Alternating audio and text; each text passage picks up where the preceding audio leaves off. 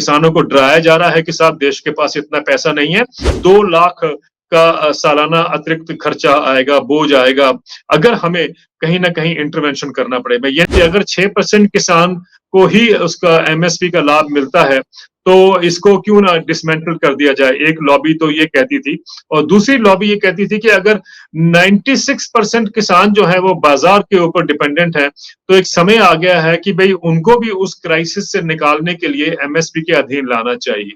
तो ये अगर 2 तरीके की सोच है, मुझे लगता है कि उसमें कन्वर्जेंस बहुत ज़रूरी है और किसानों को समझना है कि भई आज तक उन्होंने क्या खोया है। क्योंकि हमने अक्सर देखा है जब प्रोक्योरमेंट हो रही होती है या जब हार्वेस्ट देश में होता है, तो उस समय पर जो एमएसपी पे जिन किसानों को फ़ायदा होता है, तो वो तो सरकार खरीद लेती है, उनको तो प्राइस मिल जाता है।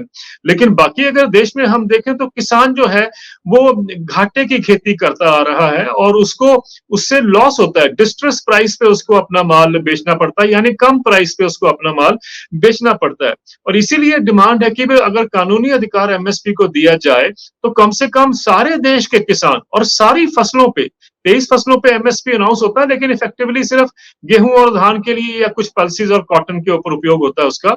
लेकिन डिमांड ये है कि सारे उसमें देश में वो हर फसल के ऊपर, मैं प्रोक्योरमेंट नहीं कह रहा हूं, मैं सिर्फ एमएसपी कह रहा हूं, ये हमें समझना है। तो एक एक ये भी धारणा है कि साहब सरकार सारा कैसे खरीदेगी और सरकार उस पे कितना खर्चा आएगा, वो भी गलत धारणा है क्योंकि कभी किसी ने कहा ही नहीं कि वो सरकार सारा खरीदे।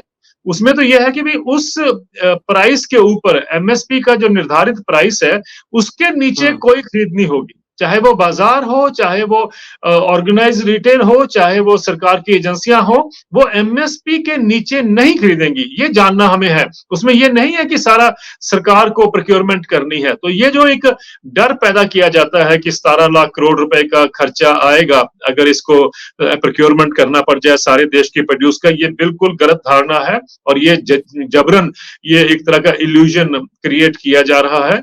किसानों को डराया जा रहा है कि साहब देश के पास इतना पैसा नहीं है। कुछ स्टडीज अभी हाल में आई भी हैं, मैं आपसे शेयर करना चाहता हूं कि पंजाब एग्रीकल्चर यूनिवर्सिटी या कर्नाटका के एग्रीकल्चर प्राइसेस कमीशन के चेयरमैन, दोनों के अगर हम अध्ययन देखते हैं तो वो ये कहते हैं तकरीबन 1.5 लाख से लेके 2 लाख का सालाना अतिरिक्त खर्चा आएगा, बोझ आएगा, अगर हमें कहीं न कहीं इंटरवेंशन करना पड़े। मैं ये नहीं कह रहा हूँ कि सारी खरीदनी पड़े, मैं कह रहा हूँ कहीं न कहीं इंटरवेंशन करना पड़ा जहाँ की प्राइसेस ज़्यादा नीचे गिर जाते हैं। तो ये इसका तात्पर्य है, ये इसका मतलब है, ये किसानों को समझना है और ये साउथ वर्सेस नॉर्थ की जो ये लड़ाई है, कम से कम जो पॉलिटिकल लड़ाई है, उसको हम कम से कम खेती में लेके ना आए, ये मेरा एक अनुरोध है। बिल्कुल सर, आपने बहुत सही बात कही और किसानों के मतलब आंखें खोलने जैसी बात है कि ये जो मतभेद क्रिएट किए जा रहे हैं एक्चुअल में तो वो दिखाई नहीं देते। महाराष्ट्रातील सर्व बातम्यांचे विश्वासार्ह व्यासपीठ सकाळच्या सर्व सोशल मीडिया प्लॅटफॉर्मला लाईक, फॉलो आणि सबस्क्राइब करा। तसंच सर्व नोटिफिकेशनसाठी बेल आयकॉन प्रेस करायला विसरू नका।